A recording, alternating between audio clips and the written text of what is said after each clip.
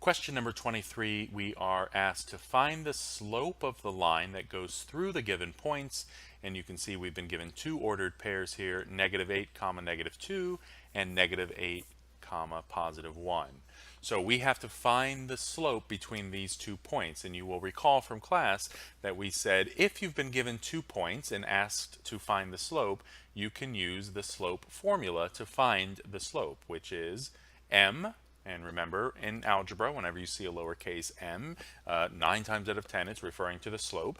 So the slope between 2 points is equal to y2 minus y1 over x2 minus x sub 1. All right, so we have our 2 points. Let's go ahead, and I'm going to write them over here. So we have the first point, -8, -2, and we have the second point, -8, +1. And you will recall from class I said I would really get in the habit of labeling your points so that it makes it really easy to plug those points into your slope formula here. And what I mean by that is I'm going to let this -8 be x sub 1, and I'm going to let this y be y sub 1. And then for my second point, I'm going to let this x be x sub 2, and the corresponding y, in this case 1, be y sub 2. Right, so these subscripts here, the 1s and the 2s, are just there to differentiate between the first point. That's why we use a 1, that means the first point. And the subscript here, these 2s, mean, well, this is the second point we are working with. All right, so let's take now this information, now that we've got it labeled, and plug these points into the slope formula and see what happens. So we have m is equal to y sub 2. Well, based on how we labeled, y sub 2 is a +1, so we'll say 1 minus, and what's y sub 1? Well, based on how we labeled, y sub 1 is a -2, so we plug that in. Notice that I'm using parentheses to plug in, particularly with this y sub 1, because I don't want to make a little arithmetic mistake here with our signs.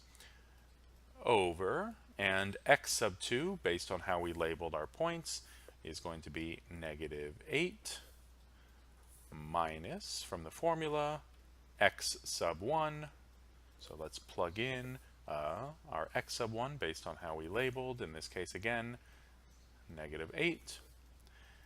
And so we can clean up this formula a little bit. So let's simplify the numerator. So when we distribute here, we end up with 1, and negative times a negative is positive, over, and downstairs in our denominator we can likewise distribute. So we end up with -8, and a negative times a negative is positive, so we end up with +8.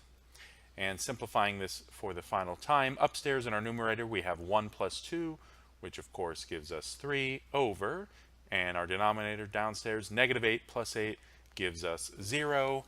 And you hopefully are thinking to yourself, uh-oh, I can't have a 0 in my denominator. As soon as I have a 0 in my denominator, automatically I'm dealing with a slope that is undefined. Remember, we can never have a 0 in our denominator. And so when you have your two choices here, either A is you are going to type in the slope if this worked out, or you have to select B, the slope is undefined. So again, because we ended up with a 0 in our denominator, automatically the slope is undefined. So this is actually going to be a vertical line up and down. These 2 points, if we were to plot them, would create a vertical line. There it is, question number 23.